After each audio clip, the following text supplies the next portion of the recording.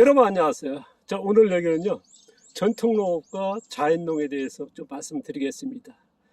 제가 앞서 그런 얘기했습니다. 우리가 이제 뭐 누구나 알고 있는 화학농, 친환경, 유기농, 이제 농사 종류하면 그렇게 나누지 않습니까? 거기다가 이제 자연농, 그리고 최근에 인공팜에서 인공농, 그래서 5개 정도로 나눠야 할 필요가 있다는 말씀을 드렸습니다.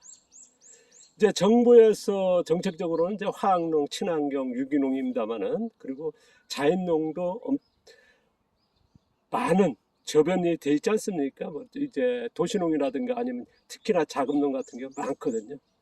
그리고 또 최근에 이제 빠르게 확산하고 있는, 정부에서 적극적으로 추진하는 이제 인공팜, 인공농 있고, 거기다가 이제 제가 그런 얘기 했습니다. 1, 2, 3, 4, 5, 6, 7의 기본 기술에 의한 농사 기술 레벨도 이제 나눌 필요가 있다는 말씀을 드렸습니다.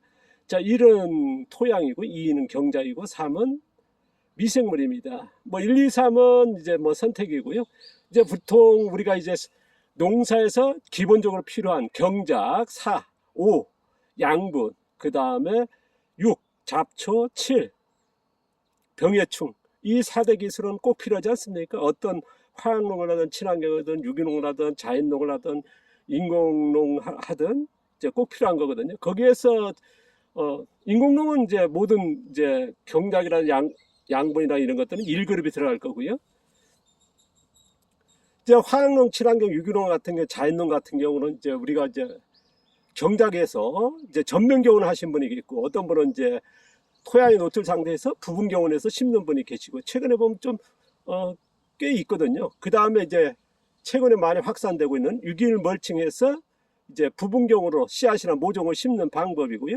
그 다음에 이제 유기물 멀칭해서 무기온 상태에서 씨앗을 직파하는, 이제 경작만 해도 이제 이 4가지 정도는 기본으로 나눠야 된다는 말씀 드렸습니다. 그래서 2그룹, 3그룹, 4그룹의 이런 레벨에 이걸 구분해야 된다.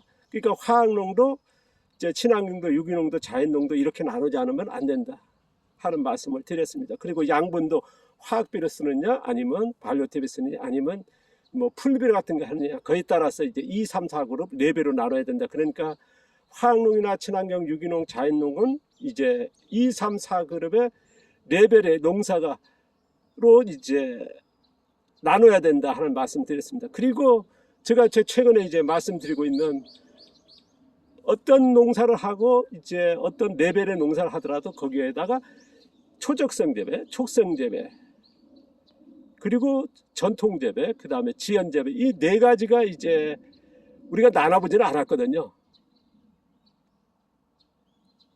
촉성 재배와 초적성 재배는 최근에 이제 전 세계적인 농업, 우리만이 아니라 많이 확산되고 있습니다만 당연하게 이제 그렇게 가고 있는데요. 우리가 전통 농업에서의 전통 재배, 이게 작물의 생육 기간이죠. 이거를 우리는 이제 강구하고 있거든요. 자, 우리가 전통 농업하면 수천 년에 우리가 인류의 유산이고 우리의 문화 아닙니까? 근데 거기에서 이제 전통 농업은 이제 중요하다는 걸 누구나 알고 있습니다. 거기서 또 중요한 건 뭐냐 그러면 작물 재배 생육 기간입니다. 얼마나 오래 키우느냐, 얼마나 시간에 토양에서 키우고 수확을 하느냐, 이 생육 기간이거든요. 그래서 이거를 우리는 이제 놓치고 있다. 지금 전통농업에 제가 왜 이런 얘기하면, 전통농업에 보시면 이제 최근에 확산되는 화학농이나 친환경에 이제 화학비료가 나오면서 확산된 촉성재배로 가신 분도 꽤 많습니다. 거기다가 이제 뭡니까, 전통농업이다 하신 분이 있고요. 그리고 더 놀라운 거는 뭐냐면 자연농에도 보면 촉성재배 하신 분들 많지 않습니까? 그거를 우리가 따져본 적은 없거든요.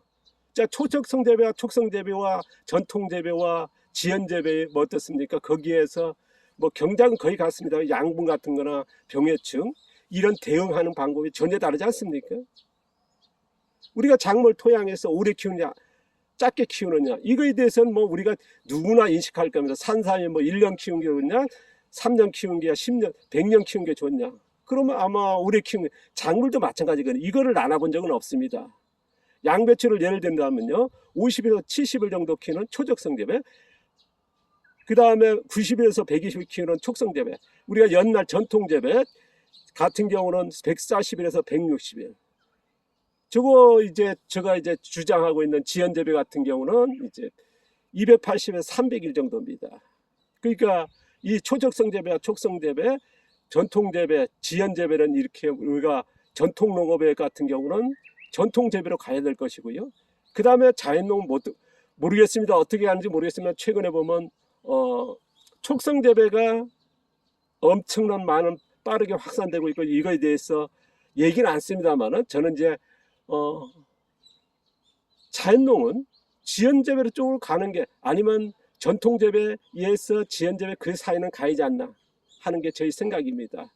뭐 저의 의견을 남겨보는 거고요. 여러분 생각은 어떨지 모르겠습니다. 그러나 저는 이렇게 생각하고 이렇게 농업을 접근하고 있다는 저의 의견을 말씀드려봤습니다.